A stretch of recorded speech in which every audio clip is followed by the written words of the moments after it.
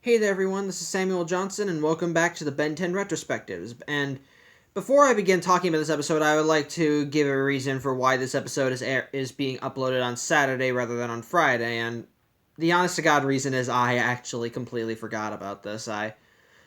All of yesterday, I really was not thinking about the episode about doing this, and I was actually distracted by the new Ace Attorney game, which which seems to be stingy on checkpoints, but that's another discussion altogether. So pretty much, I completely forgot about doing this episode until like 11 something yesterday, and by that point, I did not want to. I kind of did not have the patience to just upload it to watch the episode and upload it because odds are if I watched it, I'd probably fall asleep. So I instead opted to just watch the episode today and then upload the episode and then upload my thoughts on it then. So I apologize for that. So anyway, let's talk about the episode.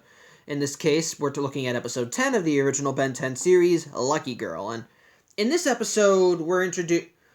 Ben and Gwen and Max start taking a tour of a museum, and on display in the museum is this one of a kind spell book called the Arcana Book of Spells. And while there, while they're touring it, a supervillain called Hex, who wears skull makeup and black and red robes and who utilizes magic, winds up coming in and tries to steal the spell book. Ben goes hero and stops him, but in the ensuing fight, Ben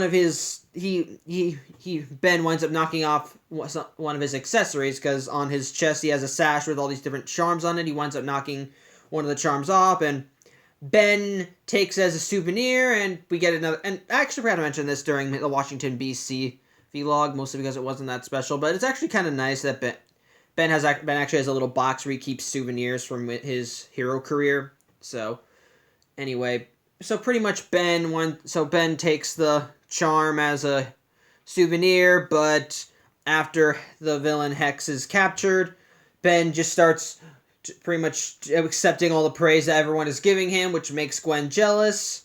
So Ben gives her the charm. So it gives her the charm to be nice, and it turns out that the charm is more than just an accessory. It actually It turns out that it's a part of a set called the Charms of Bezel, and which is what the Hex was wearing. And each charm is supposed to have a different ability, and Gwen's happens to be luck. And the charm that Gwen has happens to be luck, as whenever it starts glowing, pretty much all these random occurrences happen to ensure that whatever she wants to happen will happen. Like if she wants to get a crawdad while Ben gets humiliated, she'll not only get the crawdad, but all these things will happen so that Ben winds up getting laughed at, or if she wants to catch criminals, they'll all get caught by her just doing like one or two actions or if she wants to land a basket, she could easily miss the net and somehow the stars would align where the ball somehow winds up in the basket anyway. So when Gwen realizes this, she decides to use the charm and she becomes a superhero called Lucky Girl. And pretty much she and Ben start butting heads over this. Ben starts getting jealous over her since the very first time she dons her costume, she upstages him, and of course she's already jealous of him. Hold on a sec. Sorry, I just didn't really like the angle. But so they don't really know so they're obviously not gonna get along, but Hex winds up recovering from his battle with Ben, winds up breaking free from his restraints, and while he does steal the Arcana Book of Spells, it turns out that he needs all these charms of Bezel in order to do what he wants to do. So he sees a news broadcast with Gwen as Lucky Girl, and so he manufactures a disaster to cause Ben and Gwen to come running. And so I think that's really all I really want to say about the episode without spoiling it. But I'll just end up talking about it later anyway. So on the whole, I think this episode's actually kind of all right. I do kind of like it because it also kind of brings in the fact of Ben's arrogance that I mentioned, that Ben does think highly of himself, like some kids superheroes do. And while he does say being a hero is its own reward, he still loves the attention and he glories in it. And of course, I think it would make sense that his family would get jealous, specifically Gwen, since while she does act more mature, she's still a 10-year-old girl. So of course she would get jealous of his attitude and actions, especially if she helped in some way to catch the bad guy.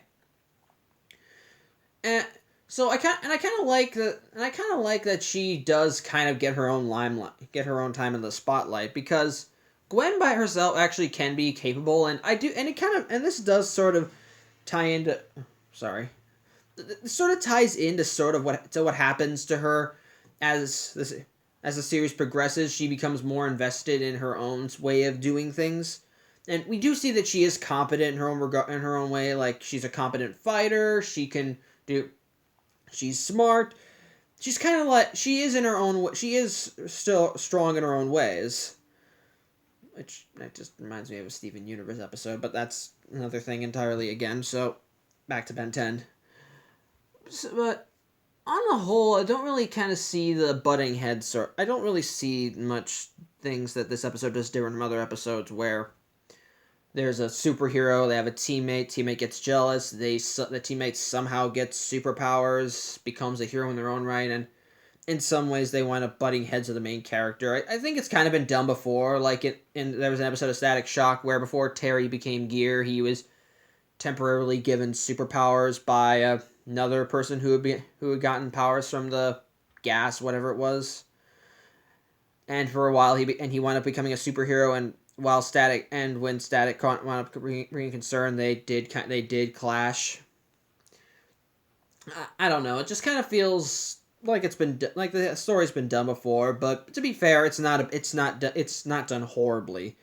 I do think it's not really done horribly because it just kind of adds more what Ben and Gwen do, because they do butt heads even when they're not, even if Ben is the only superhero in town.